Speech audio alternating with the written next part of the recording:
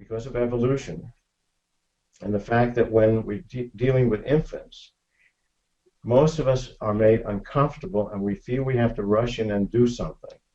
Mm-hmm. And what, therefore, therapists do is too much.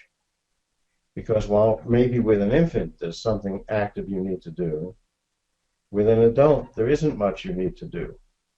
So most of the do's and don'ts fall under what not to do.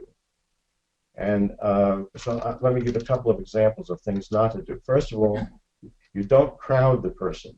You don't come over and do lots of patting and there. And Mm-hmm. because if you've cried recently yourself, you know you really need some space around you.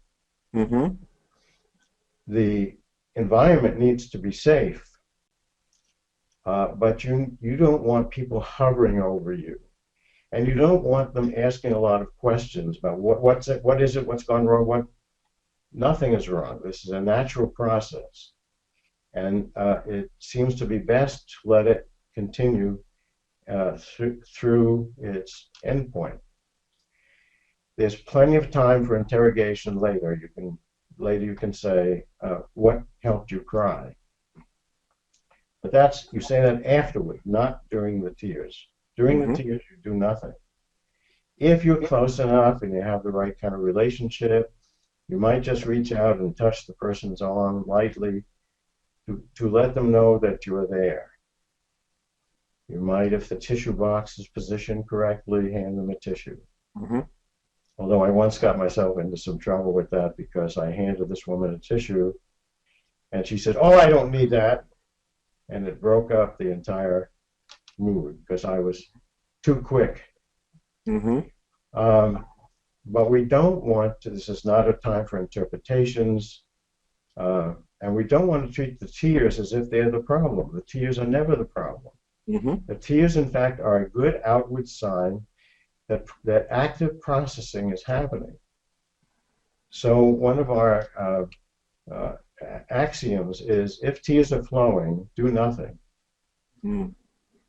However, if you are tense, that will tend to inhibit the tears. Remember, we don't cry unless it's safe, and part of the safety is not making the other person uncomfortable. So Harvey Jackins used to say that some of the male therapists couldn't understand why their clients weren't crying, and the answer was the male therapists were uncomfortable with tears. Yeah. And I've learned over the years just to sit back. In fact, it's a compliment that the person is willing to cry in your presence. It means they regard you as a safety node and not as an enemy, and that they are going to be willing to let you be a part of this. So it's a great compliment, and you allow the person to enjoy being with you in this way. Yeah. I mentioned that we say sometimes afterward, what is the thought that helped you cry? Yeah. I do not say what made you cry, because I don't like the idea that one person controls another person's feelings. So what is it in connection with you are crying, not what made you cry? And I don't like the causal, the hard causality of what made you. Mm-hmm. It also implies it's something disagreeable or bad to say what made you do it. So I say what helped you cry, which is a positive connotation. Mm-hmm. And from Jackins long ago I learned that it's much more productive to say what is the thought that helped you cry, not what are you feeling. If you say what are you feeling, you too often get a very unhelpful report of physiological readings. I'm feeling this in my stomach, and that's not what we want. We want the image, the thought, the movie, and we particularly want to know what is the thought or image that allowed the transition from stage 1 to stage 2, because that's psychologically meaningful. Mm-hmm.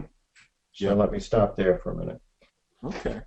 So the really, so if we have what you're challenging are unconsidered assumptions that tears necessarily have something to do with sadness, that there's something bad about tears, or that the therapists have to provide some kind of psychological band-aid. And in fact, what you're saying, if there's and there are context affects all, but essentially tears are self-regulating. Yes. That the very fact of tears is someone's moving from a state of arousal to a state of feeling more balanced, going off duty is the phrase that you like to use, and that basically the tears are a therapeutic ally and are providing something typically that's a lot more potent than anything that we might do at that moment. Yeah, they mean that you're in exactly the right spot with the client. Mm. Yeah. And you don't want to do anything. You don't want to move on. You don't want to be in a hurry. Mm-hmm. By the way, everybody always stops crying. Nobody ever just continues crying for the rest of their life. It's not an emergency. Right.